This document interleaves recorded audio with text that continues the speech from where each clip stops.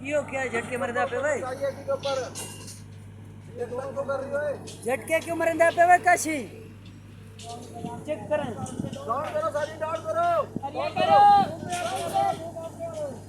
तो किधर लेके जा रहे जावेद भाई आप किधर लेके जा रहे हैं यार मैं कह रहा हरिया करो सारी हरिया करो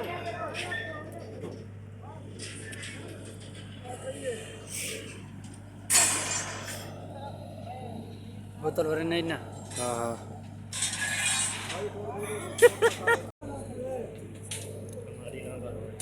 दोबारा नहीं बना था यार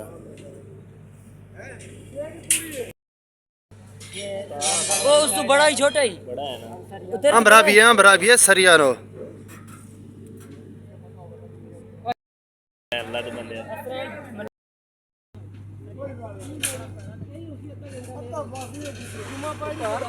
कंपनी पीएम लगे हैं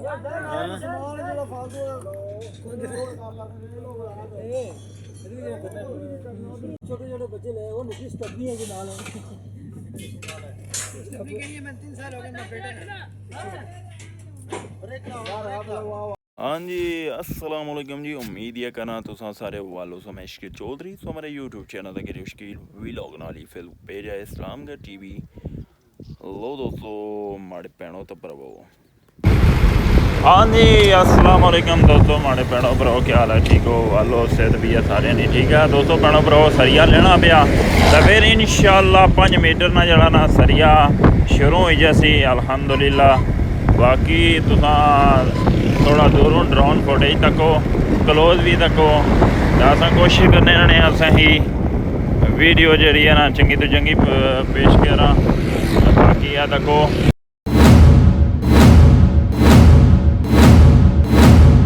कि इस्लामगढ़ साइड ड्रोन जड़ा मैं डरिया सी ना सरिया आई गया अल्हम्दुलिल्लाह तो मेरपुर साइड का कल शामी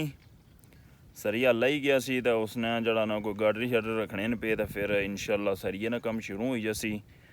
ये 5 मीटर हो सी 5 मीटर प्रोसैस पूरा करी तो फिर अगे 5 मीटर कर सन गालबन महीने में अल्हम्दुलिल्लाह के 20 मीटर जड़ा ना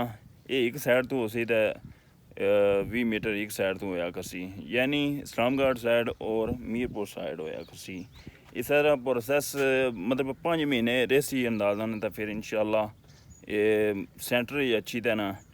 ये पुल कंप्लीट हो सी सब एक कंक्रीट है लोग कहीं कन्फ्यूज हैं कि लोहे नहीं है था मतलब छत्तां हिस्सा या सरा ये जड़ा ना मैं सारे ही इंतबाह कर छोड़ा ये सारा RCC है मतलब है कंक्रीट हो सी सारा गैंट्री ने जरिए मुकम्मल किया जासी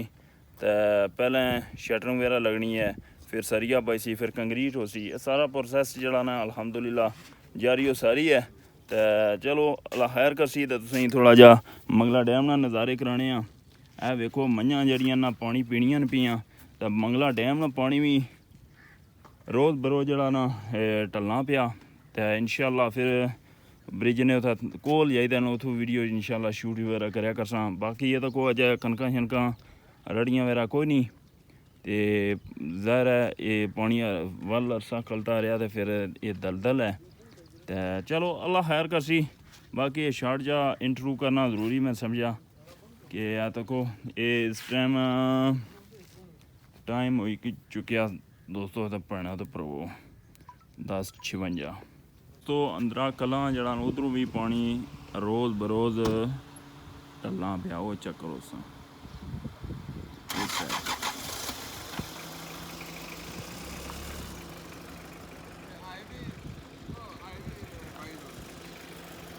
हाँ जी दोस्तों तो भैनों तो भरावो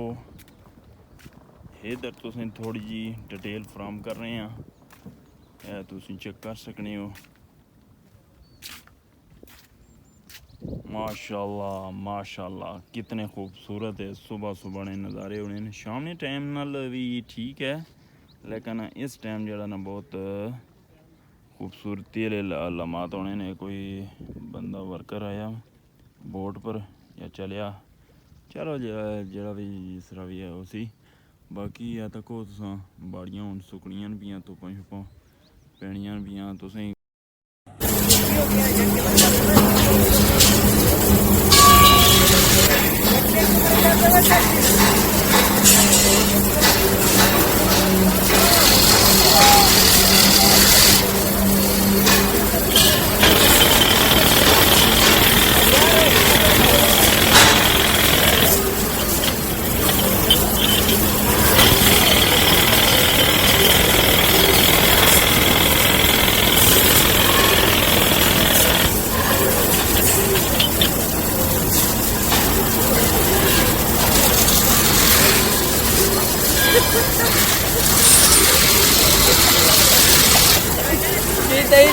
नहीं बेटा मस्त होगी बहुत अच्छा लग रहा है।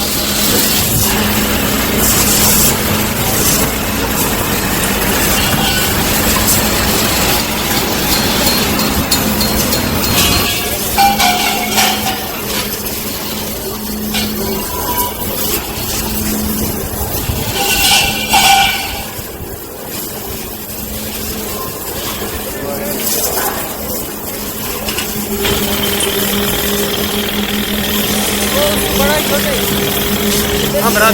भी है सरिया रो